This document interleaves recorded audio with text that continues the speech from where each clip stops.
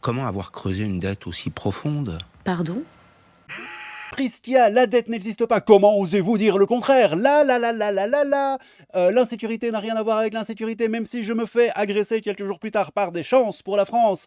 Et comment osez-vous me poser ces questions? C'est pas très gentil. Merci, au revoir. Thévenot. Désolé, cette intro était un peu longue. Donc, Prisca Thévenot, hein, elle s'est à nouveau fait éclataxe. Oui, éclataxe en direct sur LCI. Encore une histoire de dette, hein, une sombre histoire de dette. Alors Prisca Thévenot n'est pas l'huître la plus fraîche du panier, hein, on va pas se mentir. Elle s'est à nouveau fait éclataxe. J'avais fait une vidéo aussi sur son autre éclataxement face à Tom Benoît, qu'il avait littéralement défonçaxe. C'était assez rigolo. Ah, ça aussi c'était rigolo, c'était la fois où elle avait eu un comportement pour le moins dégueulasse avec ses collaborateurs. Il y en a 7 qui se sont barrés en une semaine ou en 2 semaines. C'était une hécatombe dans son cabinet, ministère, porte-parole n'a pas de ministère je crois, donc dans son cabinet, on va dire ça comme ça. Bref, c'était une espèce de petite Staline en chef. Et on lui avait posé des questions sur vous pensez pas que c'est un peu exagéré? Elle avait fait là, je refuse de répondre à vos questions, madame. Et il y avait quoi d'autre? Ouais, il y a ça aussi, vous allez voir, c'est rigolo, la fameuse bourde où elle avait dit ouais, on a déjoué un attentat terreau, et en fait, non, il n'y avait pas d'attentat terreau. Bref, du grand n'importe quoi.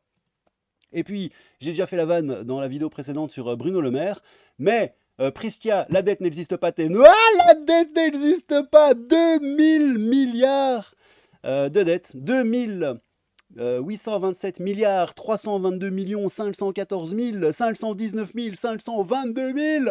Ça augmente de 2665 euros chaque seconde, frérot. 45 000 euros de dette publique par habitant. 90 000 euros de dette publique par ménage.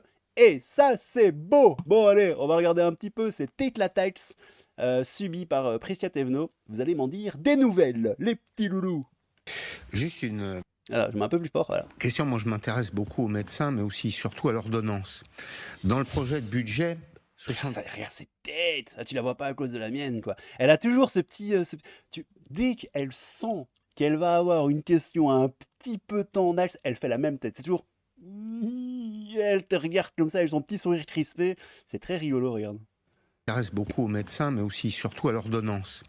Dans le projet de budget, 64 milliards d'euros l'année prochaine d'intérêt de la dette à payer. Vous vous rendez compte de ce que ça représente? C'est l'équivalent pratiquement de la recette de l'impôt sur le revenu.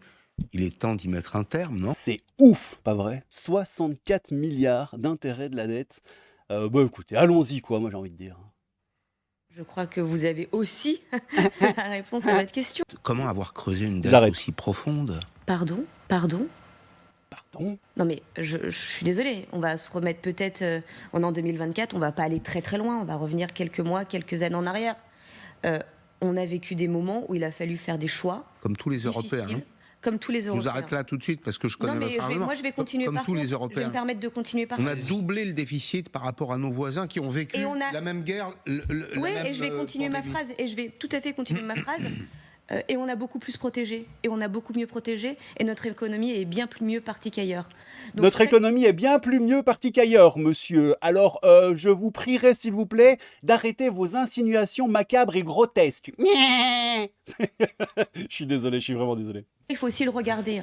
Et je pense qu'il ne faut pas simplement regarder la pièce d'un côté. Ensuite, si vous voulez avoir sur un contexte stable et sans crise, que ce soit sanitaire ou inflationniste, il faut regarder les premières années de la présidence d'Emmanuel Macron. Et qu'est-ce qui s'est passé sur les premières années de la présidence d'Emmanuel Macron?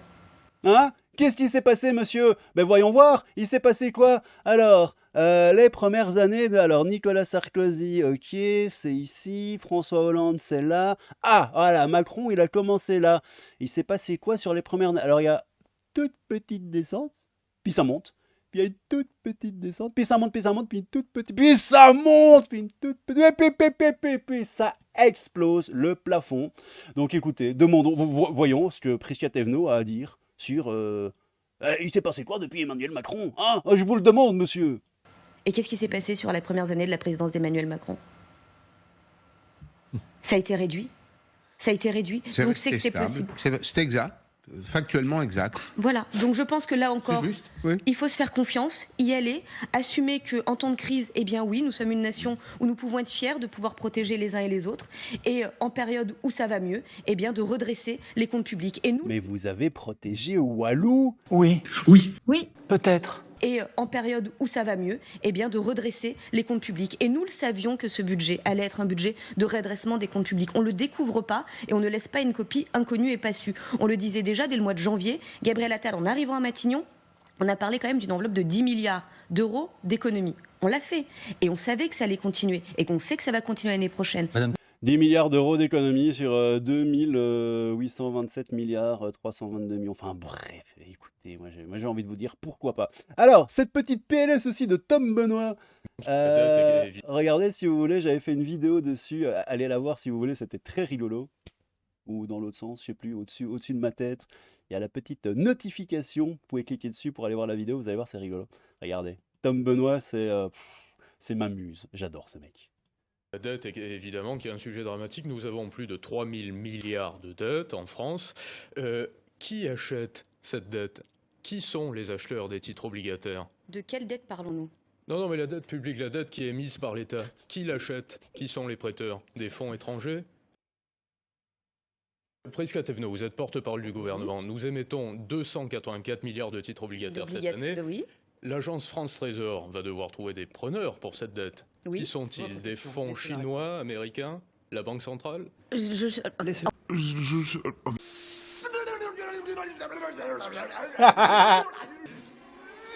Finalement, responsable quand même. Un responsable, mais pas coupable.